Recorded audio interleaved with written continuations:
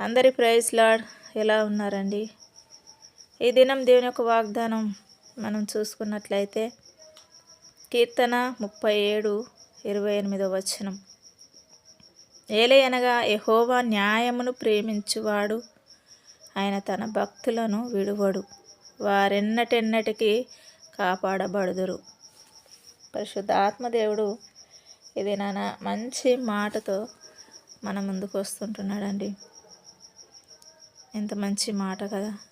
అనగా యెహోవా న్యాయమును ప్రేమించే దేవుడట.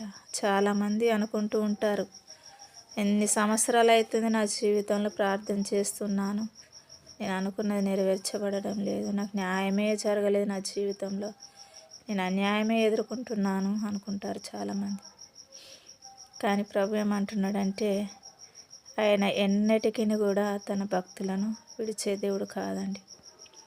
వారు ఎన్నడూ కూడా కాపాడబడతారు కానీ నిర్మూలం కారు. భక్తిహీనులు నిర్మూలమవుతారు కానీ తనను నమ్మి తనను ఆశ్రయించిన వారిని ప్రభు ఎప్పుడు విడిచిపెట్టే దేవుడు కాదండి. ఆలస్యం అవుతుందేమో కానీ అన్యాయం అయితే దేవుడు చేయడు.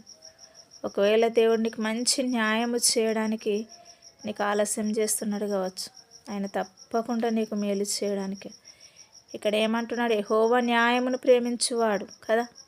దేవుడు న్యాయాన్ని మాత్రమే ప్రేమిస్తాడండి. నీకు అన్యాయం చేసే దేవుడు ఎలా అవుతాడు? కాబట్టి దేవుని అందు నమ్మకం ఉంచండి, దేవుని ప్రేమించండి. God bless you. ప్రార్థన చేసుకుందామండి. పరిశుద్ధుడా, ప్రేమ కలిగిన తండ్రి, అయ్యా, ఎంతమంది బిడ్డలు ఈ వాగ్దానం రిసీవ్ చేసుకుంటున్నారో వింటున్నారో వాళ్ళందరి జీవితంలో యేసు నామంలో కార్యములు నెరవేర్చబడునుగా కానీ ప్రార్థిస్తుంటున్నాను. యేసు నామంలో వాళ్ళకు న్యాయం జరుగునుగా కానీ ప్రార్థిస్తుంటున్నాను.